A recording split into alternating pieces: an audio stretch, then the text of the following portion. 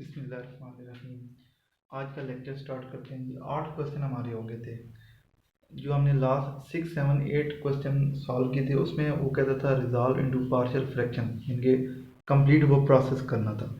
अब जो question number 9 से है तो हमने सिर्फ आइडेंटिटी इक्वेशन लिखनी होती है, जिसमें वो ए ओवर प्लस बी ओवर ऐसा लिखना होता है। तो इसमें एक बात ये ध्यान में रखनी है कि अगर तो एक्स की पावर एक वाला फैक्टर है, ठीक है, x plus one x minus one, तो फिर ऊपर सिर्फ ए आता है। अगर क्वाड्रेटिक फैक्टर होगा तो फिर ए एक्स प्लस बी या बी एक्स प्लस सी आएगा, ठीक है। यानी कि दो वेरिएबल्स आएंगे, एक के साथ एक्स और एक अकेला आएगा। ज़रा इसको सॉल्व करके देखते हैं। हमारे पास है 8x² divided by 1 minus X square into 1 plus X square whole square. वो कहता है कि इसकी आइडेंटिटी इक्वेशन लिखें। तो देखिए 1 माइनस एक्स स्क्र जो है तो ये ए स्क्र माइनस बी स्क्र यहाँ फार्मूला अप्लाई हो जाएगा, यानी कि 1 माइनस एक्स 1 प्लस एक्स हो जाएगा। पहले हमने इसको ओपन करके लिख लिया 1 माइनस एक्स 1 प्लस एक्स। जो दूसरा क्वाड्रेटिक फैक्टर है उसको ऐसे लिखे क्योंकि इसको हम हल नहीं कर सकते। अब हमने इसकी लिखनी है आइडेंटिटी इक्वेशन। तो देखें ये लीनियर फैक्टर है, लिहाजा इसके ऊपर ए आ जाएगा। ये भी लीनियर फैक्टर है, प्लस बी आ जाएगा। अब ये अंदर भी क्वाड्रेटिक फैक्टर है और जब स्केल लेंगे वो भी क्वाड्रेटिक फैक्टर में आएगा। तो जब इस तरह की कंडीशन हो तो पहले पावर के अंदर वाला जो फैक्टर है वो लिखते हैं 1 प्लस एक्स स्क्र। अब ये क्वाड्रेटिक फैक्टर है, लिहाजा ऊपर आएगा सी एक्स प्लस डी। मैंने क्या कहा है, अगर लीनियर फैक्टर हो एक्स की पावर में हो तो फिर ए और बी सिर्फ आते हैं, यानी कि ए आता है और बी आता है। लेकिन अगर क्वाड्रेटिक फैक्टर हो 1 plus X square plus 2 x square plus 3 जो भी है एक्स की पावर 2 में हो तो फिर ऊपर आता है सी एक्स प्लस डी। ए के साथ एक्स आएगा, दूसरा अकेला आएगा। अब देखें ये तो हमारा स्क्वायर के अंदर वाला हुआ। अब जो अगला फैक्टर होगा वो है 1 प्लस एक्स स्क्र का स्क्वायर, तो फिर ये क्वाड्रेटिक है, लिहाजा हम लिखेंगे ई एक्स, डी से आगे ई एक्स प्लस एफ। तो ये हमारा आंसर आ गया, हमने आइडेंटिटी इक्वेशन लिख दी है। क्लियर हो गया। अगर तो यहाँ सिर्फ था 1 प्लस एक्स स्क्र तो हमारा आंसर यहाँ तक होता डी था, लेकिन क्योंकि उसका स्क्वायर है तो वो एक और क्वाड्रेटिक फैक्टर होगा, तो E x plus F. Question number 10 वो कहता है 2x plus 5 divided by x square plus 5x plus 6। इसके आप निकालें आइडेंटिटी इक्वेशन लिखें। आइडेंटिटी इक्वेशन लिखने का तरीका यही होता है कि जो हम ए ओवर जो फैक्टर हो वो लिखते हैं। लेकिन देखें अगर जिस तरह ये फैक्टर था इसके दो पार्ट्स बन गए, दो लीनियर बन गए, लेकिन ये था इसके लीनियर फैक्टर नहीं बनते। अब हम ज़रा नीचे गौर करें, है तो क्वाड्रेटिक लेकिन इसके दो फैक्टर्स बन जाते हैं, जो कि लिखें एक्स प्लस 3 एक्स प्लस 2। ज़रा मैंने यहाँ सॉल्व करके दिखा दिया है। ये हम क्वेश्चन पढ़ चुके हैं कि हमने दरमियान वाले के दो पेयर बनाने हैं। इस तरह के ऐड करें 5x आए और मल्टीप्लाई करें 6 इंटू 1, तो 3 और 2 इससे बन सकते हैं 3x प्लस 2x। अब यहाँ से हम x कॉमन ले लेंगे तो वो हो जाएगा x प्लस 3, दूसरे में से 2 कॉमन ले लेंगे वो हो जाएगा x प्लस 3। अब x प्लस 3 कॉमन ले लिया, x प्लस 2 बच गया। तो देख लें ये फैक्टर हमने यहाँ लिख दिया। अब सिंपल आइडेंटिटी इक्वेशन लिखनी a over x plus 3 plus b over x plus 2। ये हमारे पास आइडेंटिटी इक्वेशन है। ये जो प्रोसेस है आप रफ में कर लें, ठीक है। अगर चलें नीट भी करते हैं तो भी सही है, इसमें कोई मसला नहीं। क्वेश्चन नंबर 11 वो कहता है रिजॉल्व नहीं आइडेंटिटी इक्वेशन लिखें।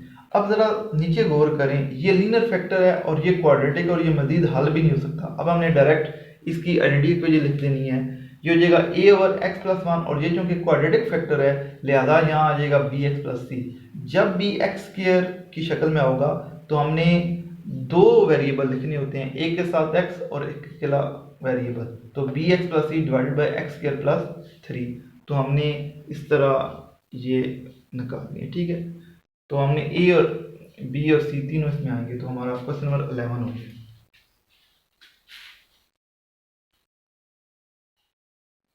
क्वेश्चन नंबर 12 इसकी भी हमने आइडेंटिटी इक्वेशन लिखनी है, लेकिन देखें ऊपर पावर 3 है नीचे पावर 2 है, इसका मतलब ये प्रॉपर फ्रैक्शन नहीं है, लिहाजा पहले हमें डिवाइड करना पड़ेगा। तो ऊपर वाली जो रकम है वो हमने यहाँ लिख ली तकसीम के अंदर, और जो नीचे है वो बाहर लिख ली। अब डिवाइड करने का तरीका ये होता है कि इधर से पहला देखें उधर से पहला। ये है 6x³ और ये 3x²। 6 पर 3 का जो है वो टेबल 2 दफ़ा जाएगा और x की 3 अगर x की 2 है तो x टाइम, तो हमारे पास 2x टाइम जाएगा।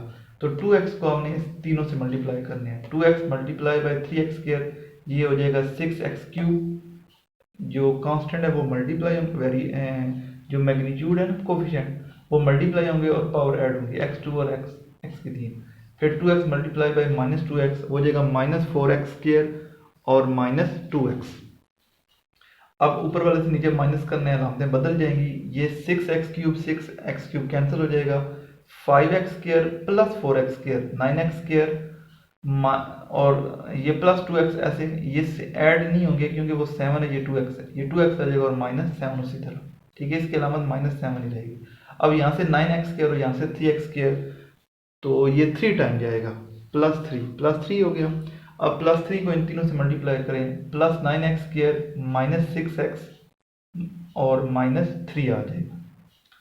अब हमने माइनस करना है तो अलामतें बदल देंगे। ये पहला कैंसिल हो जाएगा, ये 6x और 2x 8x हो जाएगा, -7 +3 -4 ये रिमाइंडर आ गया। अब लिखने का तरीका ये होता है कि पहले ये लिखें 2x + 3 ये कंप्लीट आ गया, प्लस जो रिमाइंडर है वो ऊपर लिखें और जो तकसीम होती वो नीचे आ जाएगी। अब हमने इसकी आइडेंटिटी इक्वेशन लिखनी है, तो नीचे देखें ये क्वाड्रेटिक फैक्टर है, क्वाड्रेटिक है, तो इसके हम पहले देखें कि क्या लीनियर फैक्टर बन सकते हैं। तो यहाँ इधर देखें 3x² -2x -1। अब हमने -2x के दो पेयर बनाने हैं, इस तरह के उनको ऐड माइनस करें तो -2 आए और जब मल्टीप्लाई करें तो 3 × -1 -3 आए। मल्टीप्लाई करें तो -3 और ऐड या माइनस करें तो -2 आए, तो वो बनते हैं -3 + 1, क्योंकि -3 में जब +1 करें तो वो -2 ही रहता है और जब मल्टीप्लाई करें -3 को +1 से वो -3 आता है। तो हमारे पास ये फैक्टर्स आएंगे -3 + 1। अब पहले से 3x कॉमन आ जाएगा, यहाँ बचेगा x -1 बचेगा और उधर 1 कॉमन x -1 आ गया शुरू में कॉमन, यानी कि 3x + 1। ये दो फैक्टर्स बनते हैं जो मैंने यहाँ लिख दिए, यानी कि ये आपने काम करना होगा। ज़ाहिर बात है डायरेक्ट फैक्टर्स आप नहीं लिख सकते, इस तरह सोल्यूशन करके सॉल्व करके लिखेंगे।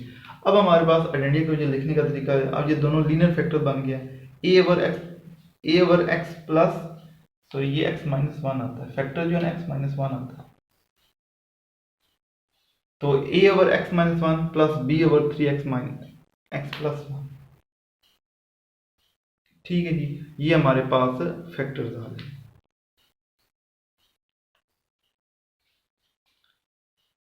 ये हमारे पास आइडेंटिटी इक्वेशन। ठीक है, इस तरह हमारा क्वेश्चन नंबर 12 होगा।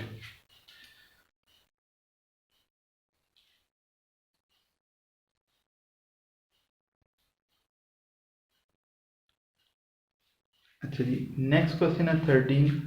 हमने लिखनी है इसकी आइडेंटिटी इक्वेशन। तो देखें ऊपर x मल्टीप्लाई बाई x वाला ये, तो ऊपर x की पावर 3 बनती है, नीचे भी x की पावर 3 बनती है।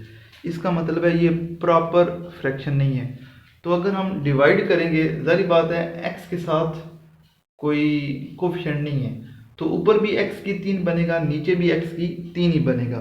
तो जब डिवाइड करेंगे तो वो 1 से डिवाइड होगा, लिहाजा हमने वो पूरी प्रॉपर डिवीजन करने के बजाय ये लिख दिया कि शुरू में 1 आएगा। ठीक है, ये अगर हल करेंगे तब भी यहाँ 1 ही आएगा। और बाकी हमने लीनियर फैक्टर हैं 3 हैं, उनकी आइडेंटिटी को लिख दी है a over x -4 plus b over x -5 plus c over x -6। तो ये उसकी आइडेंटिटी इक्वेशन है कि शुरू में 1 लिखेंगे, अगर 1 नहीं लिखेंगे तो ये आंसर एग्जैक्ट करेक्ट नहीं होगा, क्योंकि ये इम्प्रॉपर फ्रैक्शन है। डिवाइड करेंगे तो इसलिए स्टार्ट में पहले 1 लिख लिया, क्योंकि 1 टाइम ही जाएगा। बाकी जो रिमाइंडर आएगा, ज़ाहिर बात है पहले रिमाइंडर लिखते हैं, नेक्स्ट टाइम उससे अगले दिन तो हम a b c से लिखते हैं, इसलिए ये हमारा आंसर आ गया। ओके जी, आज का लेक्चर ख़त्म होगा।